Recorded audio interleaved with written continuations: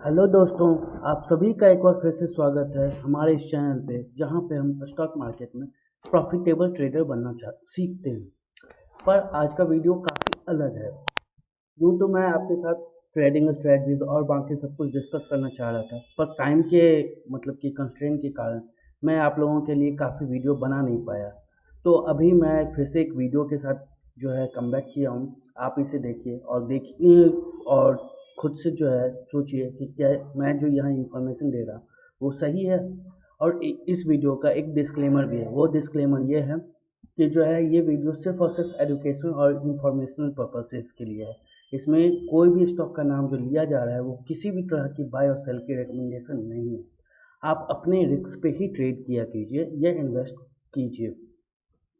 और दूसरी बात ये है दोस्तों कि मैं काफ़ी दिनों के लिए गायब था क्योंकि मेरे अपने कुछ काम थे। और अभी भी मैं जो वीडियो बना रहा हूँ इसके बाद भी मैं आपको जो है गारंटी के साथ नहीं बोल सकता कि मैं आगे भी आपको कंसिस्टेंट बेसिस पे वीडियो दे पाऊँगा। बट हाँ, मैं आपको ये गारंटी ज़रूर दे सकता हूँ कि मैं आपको जो भी इंफॉर्मेशन प्रोवाइड करूँगा वो सारे के सारे क्रेडिबल होंगे। और कोशिश करूँगा कि उनके सोर्सेज आपको हर वक्त पता हों, ताकि आपके अंदर कोई भी बायसनेस ना आए कि ये जो बोल रहा है वो सही है या गलत। तो विदाउट फर्दर अडू, चलिए हम लोग शुरू करते हैं आज का अपना ये वीडियो। और इस वीडियो में हम आज बात करने वाले हैं किस चीज़ की। आज हम बात करने वाले हैं वो 3 स्टॉक जो कि आपके पोर्टफोलियो में नहीं होने चाहिए, ना ही ट्रेडिंग के लिए ना ही इन्वेस्टमेंट के लिए। आज मैं जो भी 3 स्टॉक्स के नाम गिनाने जा रहा हूँ आपको आपको वो देख के काफ़ी मतलब कि क्या कह सकता हूँ, दिलचस्प लगेगा ये 3 नाम, क्योंकि आपने बहुत ज़्यादा बार सुना होगा ये नाम। तो चलिए, सबसे पहला नाम है वो है रुचि सोया का। जी हाँ, रुचि सोया। रुचि सोया का अगर आप जो है नाम इधर काफ़ी रिसेंट में अगर आप सुने भी होंगे तो इसका रीज़न है ये वाला ग्राफ। यानी कि अगर आप देखना चाहें तो आप देख सकते हैं कि कैसे ये स्टॉक कभी जो है 5 रुपये पे ट्रेड कर रहा था और एक टाइम आया जो कि ये 1520 रुपये पे ट्रेड करने लगा। पर आपको इस स्टॉक की कहानी पता है? ये स्टॉक ऑलरेडी एक बार जो है बैंकरप्ट हो गई। इसे अदानी ग्रुप खरीदना चाह रही थी, पर जो है समहाउ पतंजलि ने इसे एक्वायर किया और पतंजलि ने इसको वापस जो है लिस्ट करवाया। और पतंजलि के लिस्टिंग के बाद ये स्टॉक जैसे कि मतलब कि बम बन गया। आप देख सकते हैं कि लगातार ये स्टॉक बस बढ़ता ही जा रहा है, बढ़ता ही जा रहा है। और ये समथिंग 1520 रुपये पे ये जो है आके मतलब कि हाई बनाता है। वो भी उस टाइम फ्रेम में जिस टाइम में पूरा का पूरा स्टॉक मार्केट उथल पुथल था, यानी कि सारे स्टॉक्स गिर रहे थे, बड़े बड़े दिग्गज धाराशायी हो रहे थे। पर ये स्टॉक लगातार अपनी जर्नी कंटिन्यू कर रहा था। इसका रीज़न क्या है, क्यों मैं बोला कि ये स्टॉक में अगर ये चीज़ ये मूव आया है, ये तो ये शायद पंप एंड डंप का जो है सिनेरियो बन सकता है। मैं गारंटी नहीं दे सकता कि ये पंप एंड डंप है, बट हाँ मैं ये ज़रूर बोल सकता हूँ कि यहाँ पे ये जो भी पोजीशन है, इतने ज़्यादा प्रॉफिट मतलब कि आप देख सकते हैं कि मतलब कि बैंकरप्ट होने के बाद ये जो है इस साल जो है 2020 में जनवरी फरवरी के आसपास फिर से लिस्टिंग हुई है 2020 में। तो आप यहाँ देख सकते हैं कि इवन अगर आप चाहें देखना, चलिए मैं आपके लिए कैंडल स्टिक्स में जो है इस चीज़ को बना देता हूँ। तो कैंडल स्टिक्स में आप देखना चाहिए तो ये आप देख रहे हैं कि 27 जनवरी 2020 से ये स्टॉक लगातार अपना जर्नी कंटिन्यू करता है। और सबसे बड़ी बात अगर आप देखना चाहें इस स्टॉक की तो वो ये है कि ये लगातार सर्किट्स में चल रहे थे, यानी कि ये लगातार अपर सर्किट लग रहा था इस स्टॉक में। और अपर सर्किट लग रहा था, इसका मतलब है कि आप इस स्टॉक को ट्रेड नहीं कर सकते, यानी कि सिर्फ आप देख पा रहे थे कि इस स्टॉक में जो है ये स्टॉक मूव कर रहा है, काफ़ी तेज़ी से ऊपर जा रहा है, लेकिन इसमें कोई भी आदमी खरीद या बिक्री नहीं कर पाएगा, कोई भी ट्रेडिंग नहीं। यानी कि इवन दो आप अगर प्रॉफिट में तो आप अपना प्रॉफिट भी बुक नहीं कर सकते, और कोई लॉस में है तो कोई अपना लॉस नहीं बुक कर सकता है। तो ऐसा क्या हुआ कि जो है एक शेयर जो कि 5 रुपये का कभी ट्रेड हुआ करता था, वो देखते ही देखते जो है मतलब कि आपको आप कह सकते हैं कि जून आते आते मतलब कि जून ख़त्म होते होते 29 जून का ये डेट है, मतलब कि पूरे के पूरे 6 महीने में इसने 5 रुपये को बढ़ा के 1500 रुपये का कर दिया। मतलब कि आप समझ सकते हैं कितना, 300 गुना, यानी कि 3000% का रिटर्न। आप सोच सकते हैं कि ये पॉसिबल कैसे है, इतना बड़ा ग्रोथ कैसे हुआ। कोई भी तरह का स्टॉक मार्केट में कितना भी बड़ा प्रॉफिट अगर ये कंपनी क्यों ना करे, फिर भी इस तरीके का फेनोमेनल रिटर्न पॉसिबल नहीं है स्टॉक मार्केट में। यानी कि ये जो रिटर्न है ये कहीं ना कहीं यहाँ पर अपने आप में आर्टिफिशियल है। ये स्टॉक का एक्चुअल प्राइस ये नहीं है। इस कारण से मैंने अपने दोस्तों को, कुछ लोगों ने जो भी मुझसे सजेशन दिया था, मैंने कहा था इस स्टॉक से जितना दूरी बना सकते हैं बना के रहिए। तो आज रीज़न समझना चाहते हैं, क्या ये स्टॉक सच में जो है मतलब कि पतंजलि के खरीदने के बाद बहुत बेहतरीन शेयर बन गया या और क्या हुआ? चलिए, तो इसकी कहानी अगर हमें ये जानना है तो हमें इसके फंडामेंटल्स को चेक करना होगा, और फंडामेंटल्स के लिए मैं आपको लेके आया हूँ मनी कंट्रोल के साइट पे। आप यहाँ पे जो है देख सकते हैं कि आप जाइएगा अगर मनी कंट्रोल पे, तो मैंने यहाँ पे मनी कंट्रोल पे उसके क्वार्टरली रिजल्ट लेके आया हैं। तो इसके मनी कंट्रोल के अगर आप मार्च के क्वार्टरली रिजल्ट देखिए, क्योंकि जून का अभी तक क्वार्टरली रिजल्ट आया नहीं है, तो नो डाउट सेल्स अच्छा हुआ है। सेल्स 3,190 करोड़ का हुआ है। अदर इनकम से आपको जो है 18 करोड़ रुपये जो है यहाँ पे जो है आपको अदर इनकम से आया है। और उसके बाद फिर जो है ये क्या करता है, 3,209 करोड़ टोटल इनकम है, और जबकि टोटल एक्सपेंडिचर कितना है, 3,170 करोड़। यानी कि सिर्फ और सिर्फ जो है ये क्या करता है, प्रॉफिट बिफोर टैक्स वगैरह जो है आपको 38 करोड़ आता है, जबकि इसको इंटरेस्ट देना पड़ा है 94% का। तो आप देख सकते हैं टैक्स के बाद, यानी कि ओवरऑल ये कंपनी अभी भी लॉस मेकिंग है। लॉस मेकिंग कंपनी है, उसके बाद भी इस कंपनी का प्राइस लगातार आसमान छू रहा है। तो आप सोच सकते हैं कि कुछ तो गड़बड़ है कि कंपनी लगातार लॉस कर रही है, और इसके जो है मतलब कि प्राइस इस तरीके से जो है आपको आसमान छूते हुए नजर आ रहे हैं। और अब सबसे चौंकाने वाली बात क्या है? सबसे चौंकाने वाली बात यह है कि इसे नो डाउट पतंजलि ने खरीदा, और पतंजलि के पास 99.03% शेयर है। यानी कि बाकी बंदों के पास 1% से भी कम स्टेक है। उसमें से इन्होंने अपने 99% स्टेक में से 99.84 स्टेक ऑलरेडी प्लेज रखा है। कहने का मतलब किसी बैंक के पास गिरवी रखा है, यानी कि इन्होंने खरीदा नहीं है इस जो है रुचि सोया को, बशर्ते कि लेवरेज बाय आउट किया है। मतलब कि इन्होंने खुद अपने पैसे नहीं लगाए हैं, इन्होंने बैंक से कर्जा लिया है इस जो है ये क्या कहता है कंपनी को चलाने के लिए। और उसके बाद यहाँ पे चूंकि अब शेयर की अवेलेबिलिटी ही इतनी कम है कि इसको ट्रेड ढंग से नहीं किया जा रहा है, और लोगों को जो है लोगों में एक यूफोरिया क्रिएट किया गया है कि जो है चूंकि पतंजलि जो है इस शेयर को एक्वायर किया है तो ये शेयर अच्छा परफॉर्म करेगा। और उस यूफोरिया में बहुत लोग इसे खरीद रहे हैं कि जो है, और प्लस जो है चूंकि जो है आपको पता है मार्केट डिमांड और सप्लाई के रूल पे चलता है। यहाँ पे डिमांड बहुत बड़ा ये क्रिएट किया गया, बड़ा क्रिएट किया गया है, पर सप्लाई है ही नहीं, क्योंकि 99% स्टेक्स प्रमोटर्स का है, और जो है प्रमोटर्स अभी बेच नहीं रहे थे। तो क्या हो रहा था कि डिमांड बहुत ज़्यादा और सप्लाई बहुत कम। इस कारण से ये स्टॉक लगातार आप देख सकते हैं सर्किट में ट्रेड किया है, यानी कि कहीं पर भी ट्रेडिंग का चांस आपको नहीं मिला है। ये लगातार सर्किट, लेकिन जब ये 1500 का भाव पहुंचता है तो यहाँ के बाद से आप देख सकते हैं कि लगातार वापस डाउन सर्किट चल रहा है। और यहाँ पे आप देखिए कि एक बड़ा वॉल्यूम आपको यहाँ पे लगातार मिलने लगा है, मतलब कि यहाँ पे बड़े तरीके से माल लुढ़काया जा रहा है। इसका मतलब कि इवन दो पतंजलि ने इसे 5 रुपये प्रति शेयर के आसपास बाय किया है, तो अगर पतंजलि या और कोई भी बंदा जो कि इसमें स्टेक खरीद के बैठा हुआ है, वो खुद को इस जगह से निकाल रहा है। क्यों? क्योंकि उसको पता है ये जो स्टॉक है, इस स्टॉक में बने रहना बेवकूफ़ी है। बहुत ज़्यादा बढ़ चुका है ये स्टॉक, जबकि इसकी जो है प्रॉफिट, इसकी ग्रोथ इस वैल्यूएशन को जस्टिफाई कहीं से नहीं करती है। इस कारण से ये स्टॉक आज गिरे, कल गिरे, कुछ दिन में गिरे, पर इस स्टॉक को नीचे गिरना होगा। जिसके कारण, इसी कारण से मैं कह रहा था आपको रुचि सोया बिल्कुल भी नहीं खरीदना चाहिए, आइदर ट्रेड करने के लिए और इन्वेस्टमेंट। आप कहोगे ट्रेड करने के लिए क्यों नहीं?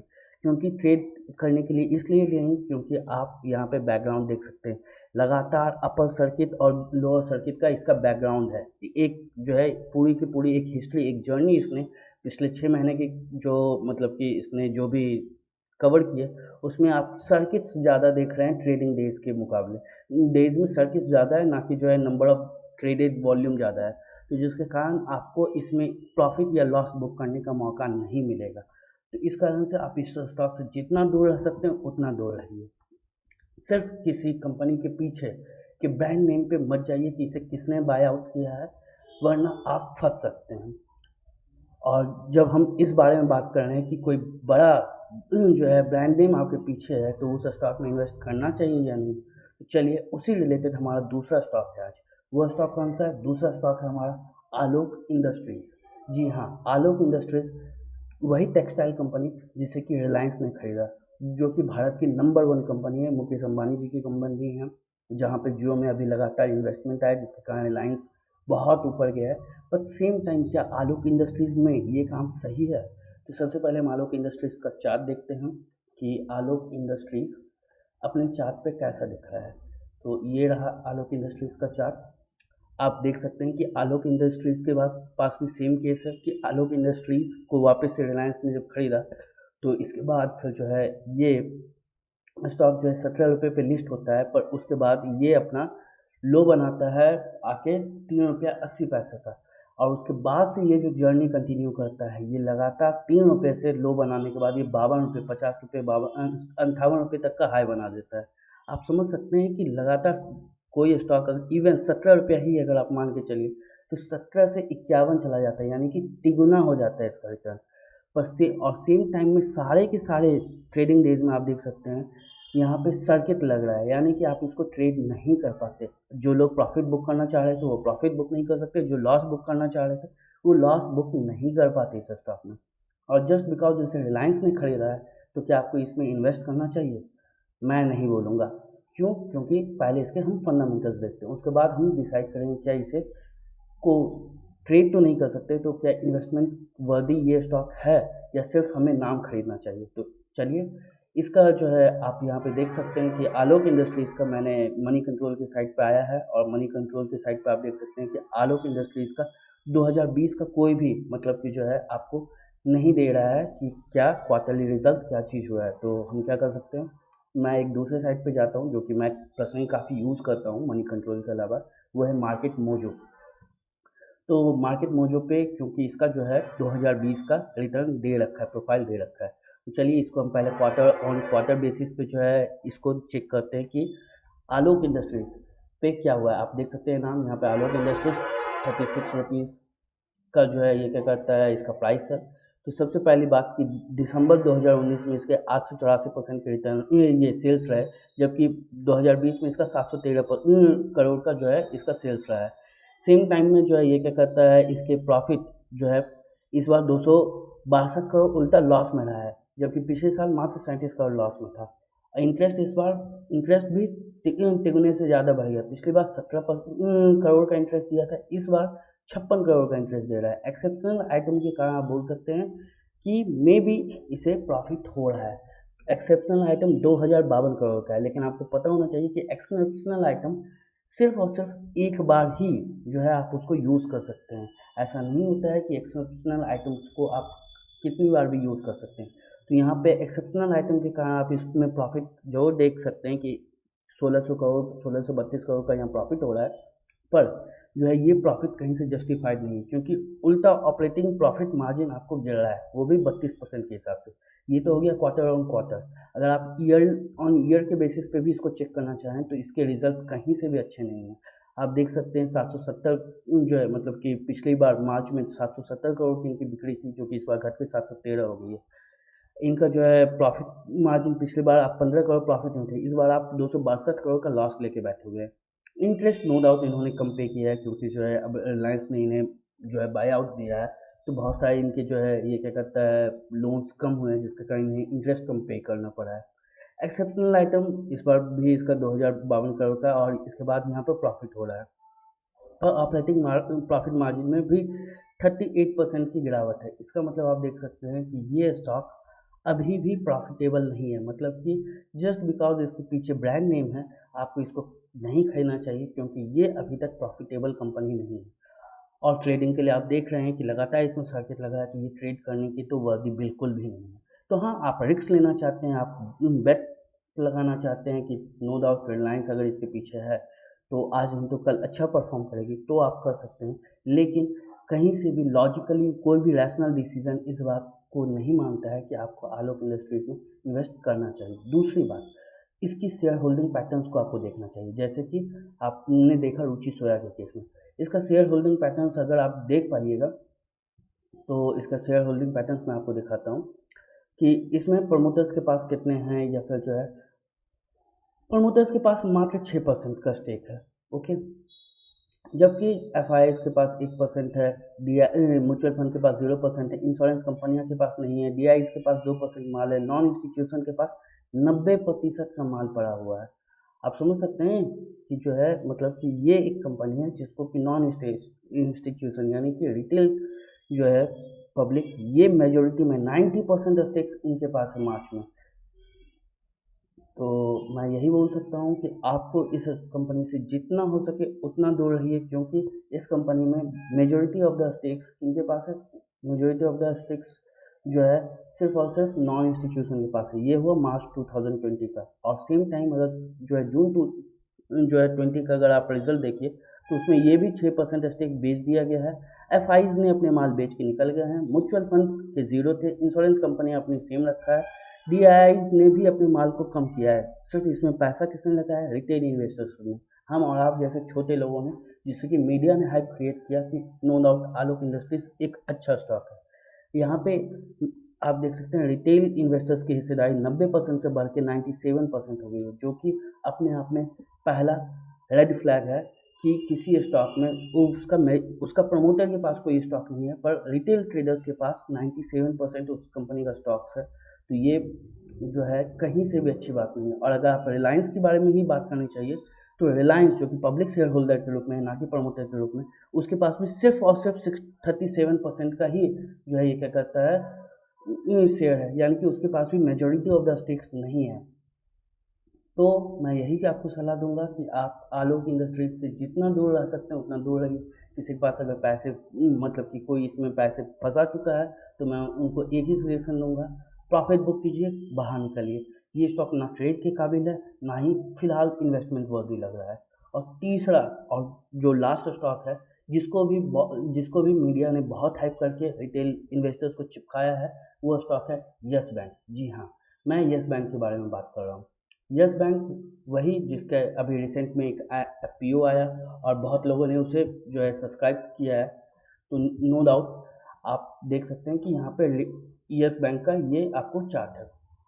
अगर आप यस बैंक का भी चार्ट देखें तो ये लगातार नीचे की तरफ डाउनफॉल में है, जो कि अभी 11 रुपये 95 पैसे पे ट्रेड हो रहा है। सॉरी। तो आप मैं क्यों कह रहा हूँ कि आपको यस बैंक से भी दूर रहना चाहिए। तो सबसे पहली बात कि क्या यस बैंक में क्यों दूर रहना चाहिए? यहाँ पे तो ट्रेडिंग वॉल्यूम अच्छा खासा मतलब कि आप देख सकते हैं कि जो है इसमें ट्रेड हो रहे हैं, यहाँ तो कोई सर्किट का चक्कर नहीं है। नो डाउट यहाँ पे कोई सर्किट का चक्कर नहीं है, पर सबसे पहली बात आपको देखनी चाहिए कि आरबीआई ने कुछ दिन पहले एक रिपोर्ट पब्लिश की थी जिसमें बोला था कि मार्च 2021 तक में जो है हमारे एनपीएस जो है बढ़ के 14% तक जाने की संभावना है। यानी कि उन्होंने सीधा कहा था कि बैंकिंग स्टॉक्स अच्छे परफॉर्म नहीं कर सकते हैं। उनका एक क्यू मतलब कि उनके जो है अनाउंसमेंट से जो मैसेज निकल के आया, जिसके कारण अगले दिन अच्छे अच्छे बैंकिंग स्टॉक्स की काफ़ी पिटाई हुई मार्केट में। H D F C bank ले लीजिए, कोटक महिंद्रा बैंक, जो भी अच्छे बैंक है वो लगातार उनके शेयर गिर रहे हैं। तो यानी कि एक तो आपको इकोनॉमी के बारे में आपको पहले से पता है कि इकोनॉमी नीचे जा रही है, इकोनॉमी में कहीं से ग्रोथ नहीं है। तो इकोनॉमी नीचे जा रहा है, उसमें किसी एक पार्टिकुलर सेक्टर के लिए आपको आरबीआई का रेड फ्लैग आ चुका है और उस सेक्टर में आप उस कंपनी पे बेट करना चाह रहे हैं जो कि कंपनी ऑलरेडी एक बार बैंकरप्ट हो चुकी है। जी हाँ, वो कंपनी पे आप बेट लगाना चाह रहे हैं जो कंपनी ऑलरेडी एक बार बैंकरप्ट हो चुकी है। तो मुझे समझ में नहीं आ रहा है कि कोई भी लॉजिक कि इसमें इन्वेस्टमेंट आदमी क्यों करे। अगर आपको पैसा लगाने की का ही मन है, आप इसका एक लॉट लेने से बजाय मैं कहूँगा कि आप एचडीएफसी बैंक का जो है ये क्या कहता है 10 शेयर खरीद के रख लीजिए। वो आपको ज़्यादा बेटर रिटर्न देगा, या कोटक महिंद्रा बैंक का, ना कि यस बैंक का। और दूसरी बात, यस बैंक में चलो ठीक है, इवन दो कि चार्ट्स पे मतलब कि नेगेटिव जा रहा है और सब चीज़, क्या इसके अपने फंडामेंटल्स में कुछ ग्रोथ हुआ है? तो भी लोग जो है मतलब कि यस बैंक में पैसा लगाएं तो समझ में आता है। पर चलिए हम यस बैंक का भी जो है फंडामेंटल्स चेक करते हैं। तो ये रहा यस बैंक का फंडामेंटल।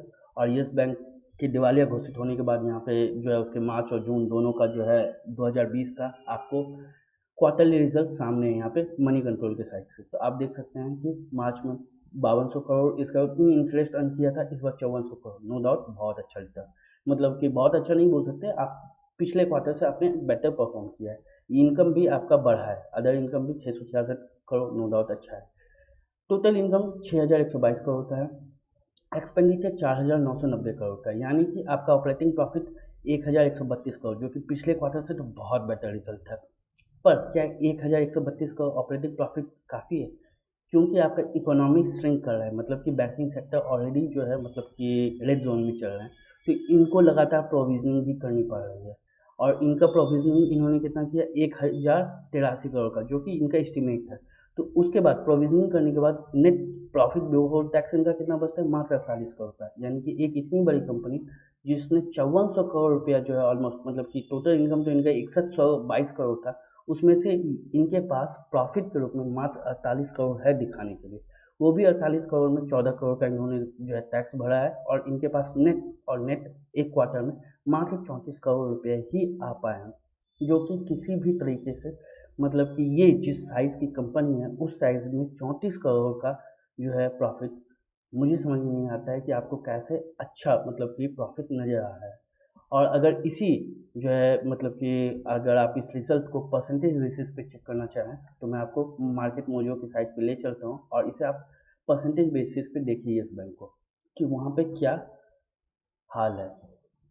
तो ये देख सकते हैं कि ये जो है हमारा येस बैंक का जो है फाइनेंशियल स्टेटमेंट खुल चुका है, क्वार्टरली रिजल्ट पे हम आ चुके हैं।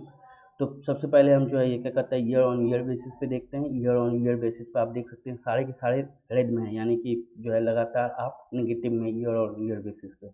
तो ईयर ऑन ईयर बेसिस पे तो आपने कुछ भी अच्छा नहीं किया है। तो चलिए क्वार्टर बेसिस पे हम देखें कुछ अच्छा किया है क्या। यस, क्वार्टर बेसिस पे आप कुछ देख सकते हैं कि इंटरेस्ट अच्छा कमाई किया है, ऑपरेटिंग प्रॉफिट भी जो है बहुत अच्छा जंप किया है, और एनपीएज भी आपके जो है नेट एनपीएज वो आपके कम हुए हैं, पर ग्रॉस एनपीएज की जहाँ तक बात है वो आपके बढ़े हैं। और नेट प्रॉफिट आपका अभी भी 45 करोड़ है, और जबकि पिछले क्वार्टर में आप लॉस में थे। तो नो डाउट आप इस बार 100% का जंप दिखा सकते हैं, पर ये 45 करोड़ कहीं से भी मतलब कि जिस साइज़ की ये कंपनी है उस साइज़ को जस्टिफाई करने लायक नहीं है। तो जी हाँ, यस बैंक काफ़ी नीचे बॉटम आउट हो चुका है। कुछ लोग सट्टेबाजी चाहते हैं, गैम्बलिंग करना चाहते हैं मार्केट में, उनके लिए यस बैंक बहुत अच्छा स्टॉक है।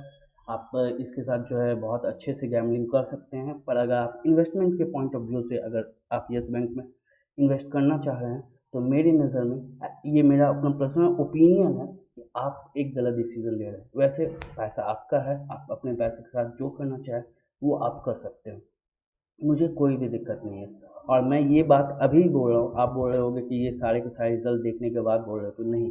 मैं मेरे कुछ दोस्तों ने मुझसे पहले भी इसके बारे में जो है मतलब कि बात की, मैंने उन्हें स्ट्रेट नो में जवाब दिया कि नहीं, ये स्टॉक बिल्कुल भी वर्दी नहीं है। और आपको पता है कि मेरा चैनल वैसे कोई बड़ा नहीं है, मात्र 40 सब्सक्राइबर हैं यहाँ पे।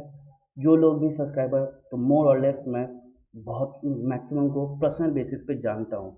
तो मुझे पता है कि जो है ये मैंने उन किनको क्या सजेशन दिया है और उनके लिए क्या सही रहेगा।